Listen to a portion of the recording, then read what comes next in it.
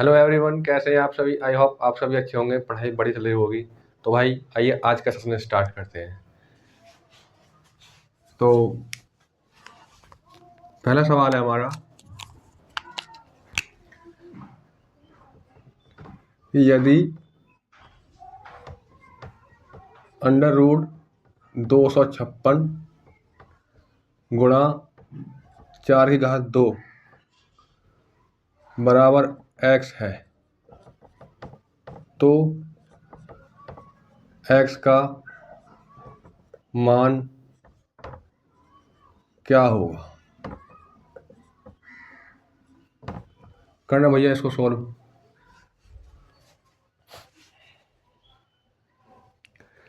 तो एग्जाम में ऐसे सवाल आ जाते हैं।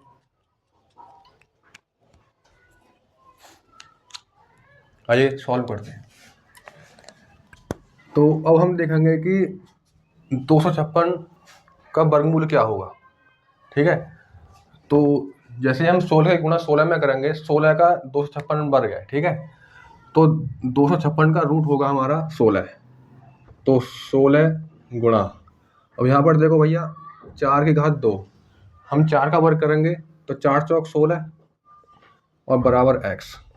ठीक है, अब देखो हम 16 गुणा हम 16 में करेंगे तो 16 गुणा 16 में करेंगे तो 256 आएगा। तो x बराबर 256, यही हमारा राइट आंसर होगा। ठीक है, अगले सवाल पर चलते हैं।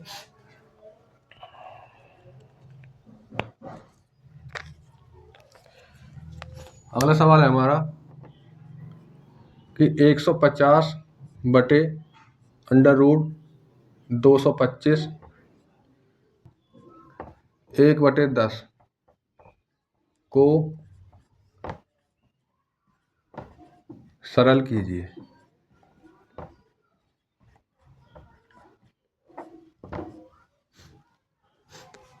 करना भैया इसको सॉल्व, मल्टीप्लाई करनी है बस आपको।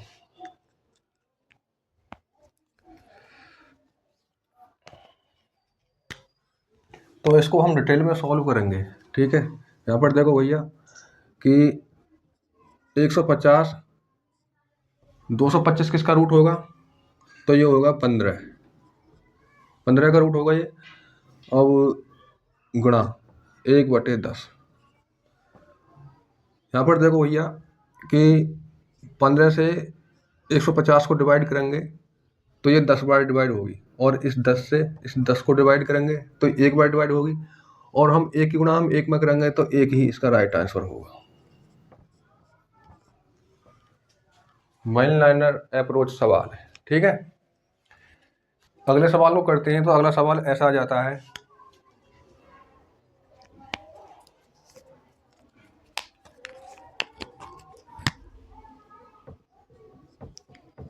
कि यदि अंडर रूट x बटे 16 बराबर 15/8 है तो x का मान होगा। इसको सॉल्व करना भैया। तो जब भी एग्जाम में ऐसे सवाल आ जाते हैं तो इन्हें हम वन लाइनर अप्रोच से करते हैं। ठीक है, एक ही लाइन में। आइए समझते हैं। तो सर्वप्रथम देखो हम इसको यहीं पर डिवाइड कर लेते हैं। जैसे कि जब हमारे ये दोनों तरफ हमारी संख्या होती है, अगर ये संख्या हमारी डिवाइड हो जाती है तो हम इनको डिवाइड कर लेते हैं। जैसे कि 8 दूनी 16। ठीक है, अब यहाँ पर देखो भैया ये एक बार डिवाइड होकर गया। जैसे हम एक की गुणा हम रूट एक्स में करेंगे तो यहाँ पर आएगा हमारा रूट एक्स बराबर, अब देखो हम 15 गुणा 2 में करेंगे, 15 दूनी 30। अब हमें x का मान निकालना है, तो जैसे हम x का मान निकालेंगे तो पहले हम दोनों तरफ वर्ग कर देंगे। ठीक है, तो हम यहाँ पर लिखेंगे कि दोनों तरफ वर्ग करने पर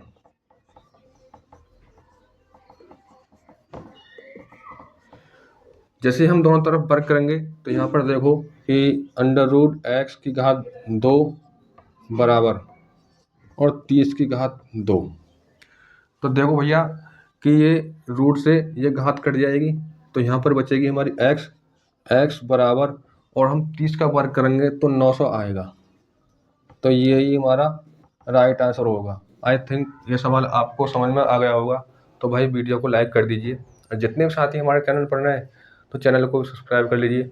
आइए आगे को बढ़ते हैं, अगले सवाल पर चलते हैं। तो भैया अगला सवाल हमारा ये है कि ये एक क्वेश्चन मार्क है और डिवाइडेड बाई 196 बराबर 72/56 बराबर क्या। ऐसे एग्जाम में सवाल आ जाते हैं। तो देखो, जब भी ऐसे सवाल आ जाते हैं तो इनका एक ही तरीका है जो आपको बहुत अच्छा लगेगा। ठीक, तो देखो ये क्वेश्चन मार्क की जगह पर हम x मान लेते हैं। ठीक है, तो √x/196 और बराबर 72/56। अब यहाँ पर देखो, जैसे हम इनका रूट निकालेंगे तो x का रूट कुछ नहीं है, तो ये रूट में रहेगा, √x डिवाइडेड बाई, अब 196 का क्या रूट होगा, तो ये होगा हमारा 14 का वर्ग 196 होता है। ठीक है, और बराबर 72/56। ठीक, अब यहाँ पर देखो 14 चौका 56। ठीक है, और 4 से 72 को डिवाइड करेंगे तो 4 एकम 4, और यहाँ पर बचे 3। ठीक है, 32 हो गए, 4 अट्ठे 32। तो ये हो गया हमारा √x बराबर 18। ठीक है, अब हम क्या काम करेंगे, इन दोनों दोनों तरफ वर्ग कर देंगे। तो हम यहाँ पर लिखेंगे दोनों तरफ वर्ग करने पर।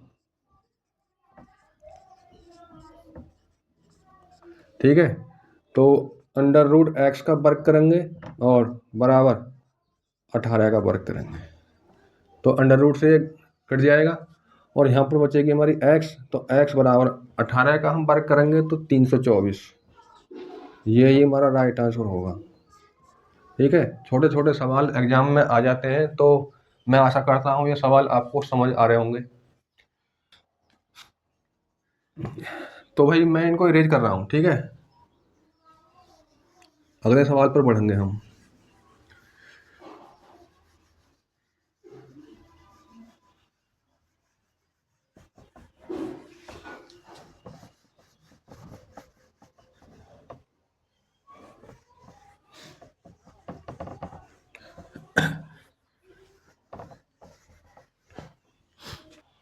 अगला सवाल ऐसा जाता है, तो थोड़ा सा मैं मिक्स क्वेश्चन करा रहा हूँ आपको। ठीक है,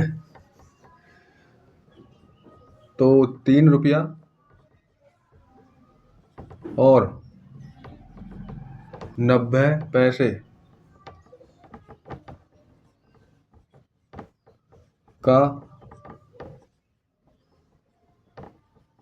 अनुपात क्या होगा। करना भैया इसको सॉल्व।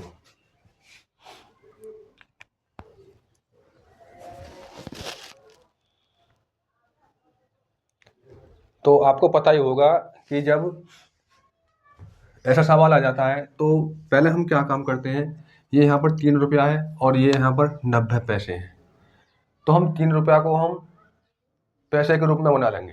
ठीक है, आपको पता होगा कि 1 रुपया में कितने पैसे होते हैं, 100 पैसे होते हैं। ठीक है, तो 3 रुपया कितने पैसे हो गए, 3 रुपया के हो गए 300 पैसे। ठीक है, तो 300 पैसे तो अनुपात, और ये 90 पैसे हमारे पहले से हैं। मैंने क्या काम करा कि 1 रुपया में 100 पैसे होते हैं, तो 3 की गुणा हमने 100 में की, तो ये 300 हो गया।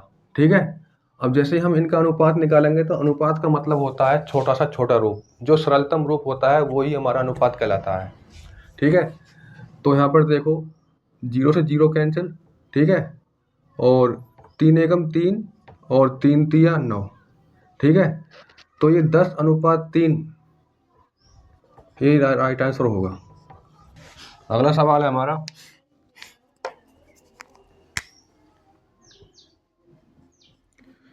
कि 4 और 16 का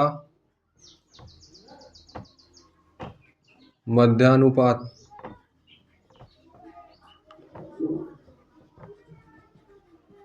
क्या है।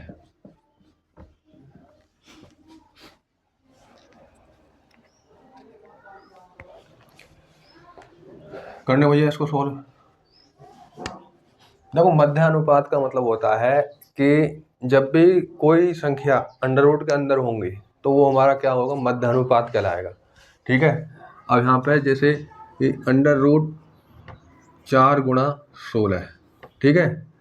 अब देखो 4 किसका रूट है, 2 का, तो 2 गुणा 16 किसका रूट है, 4 का, तो 4 दूनी 8, यही हमारा राइट आंसर होगा। ठीक है। जब भी मध्यानुपात पूछे तो देखो कोई ना कोई संख्या, ये मतलब ये वर्ग होंगे, किसी संख्या का ये वर्ग है। जब भी मध्य अनुपात आ जाए तो मध्य अनुपात में क्या होगा कि ये दोनों संख्या किसी न किसी संख्या के वर्ग है। तो आप समझ जाना कि मतलब 4 का रूट क्या होगा, 4 का रूट होगा हमारा 2, और 16 का रूट क्या होगा, 16 का रूट होगा हमारा 4, और जैसे ही हम इनकी मल्टीप्लाई करेंगे तो ये होगा हमारा 8। तो यही इसका राइट आंसर होगा।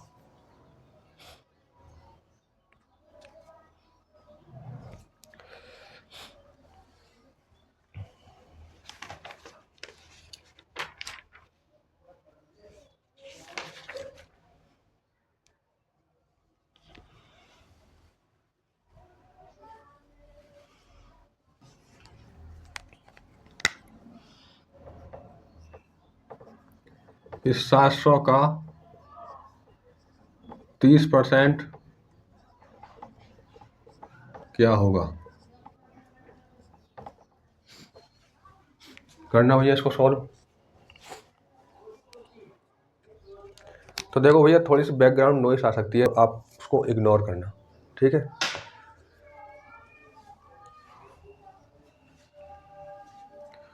तो